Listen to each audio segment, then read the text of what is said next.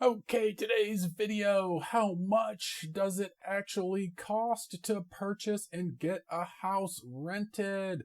A little investment property video here on the total price to go from, hey, I found a house I want, to, hey, now there's a tenant in it. We're going to show you how to take this little stack of cash with a roof on it and turn it into income on this channel. So check it out. Here we go. Here come the slide. So we want to consider the price of the house. For today's example, we'll use our normal $150,000 house. I really try to buy my houses less expensive than that, put less money into them and get them rented for more. But this is kind of I would say a nationwide average, a number that a lot of people use. So let's talk about that. So you find a house that's $150,000 in a great rental area that we discussed in a previous video. Maybe it's linked up here. Or down here, wherever YouTube decides to put that. So if you do this as an investment property, that's what we're talking about here. We'll do another video on owner occupied. That might show up at top here or down here at the bottom. I don't know, wherever YouTube slaps that bad boy up on there. Okay, so if you find a $150,000 house, you do it as an investment property, you're going to have to put down 20% in most cases if you're getting a standard 30-year fixed rate mortgage that's federally backed. So 20% of $150,000, you better have $30,000 in your bank account right now because they're going to make sure you do when you send in all your documents. The other thing you need is earnest money. I think that's spelled correctly. If it's not, go ahead and link it down there in the comments down there. And I use a $ instead of money because it's easier to write. You're probably going to need 1%, so you have to have $1,500 to kind of shell out and wire over right now. But don't worry, we're not really going to count that in the calculation because you get that back in the end. That's good, right? Yes, it is. Okay, next slide. Here we are at lending. Remember, this can't be financial advice. You should talk to your mortgage broker. If you listen to me, you're going to lose that loan. That mortgage isn't going to go through. You're going to lose the house. You're going to lose the house you're in now. You're going to lose your dog. Your dog's going to run away and jump in the river and swim away with all your cash. For the lending, plan on 2 to 3% of that property value. Okay, so how do we figure that? You know, there's closing costs, there's taxes, there's interest, there's all this other stuff. But the best way to reduce this, in my opinion, is to call around to a few mortgage brokers in the area. Maybe you already have one, maybe you have a favorite, but they all have different costs. You can find one that has low closing costs and go with them, and that could save you thousands. If you were to go with your bank because you're buddies with the branch manager, it's probably going to cost you $1,000 or $2,000 more to close that loan than if you went with a mortgage broker to begin with. So in your lending, you're going to have to, in the loan, there's going to be some taxes and interest and other stuff you pay during the closing process. It's all kind of included. There'll be 100 lines of stuff that people are paying on your loan documents. And anyway, all that adds up to about 2 to 3%. And we did a negotiating video that you can look for that kind of shows you how to make the seller pay for this. If you can get the seller to pay for this, it's even better because, on a $150,000 loan, 2% of that's $3,000 that's not coming out of your pocket, it's coming out of theirs. All right, next slide. So I kind of figured this with cost of repairs. So you definitely want to consider cost of repairs.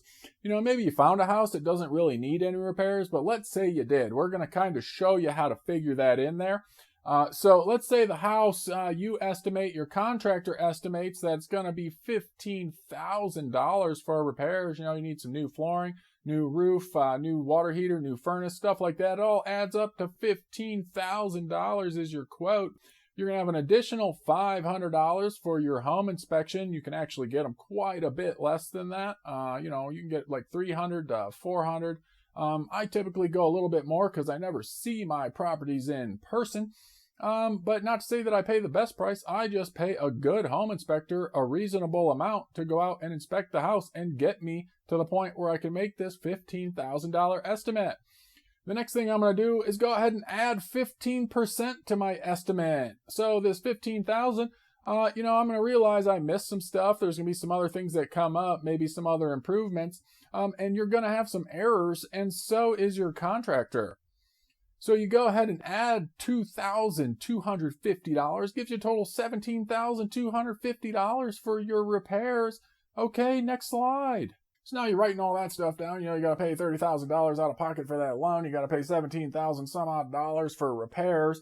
You got to consider vacancy, right? So, you're not going to close on this house and then toss the keys over to a tenant, especially if you're doing some repairs on the house. It's going to take some time, and we did another video on this. Check that out. Just go over to our videos on our channel, and you'll see how to deal with a contractor there.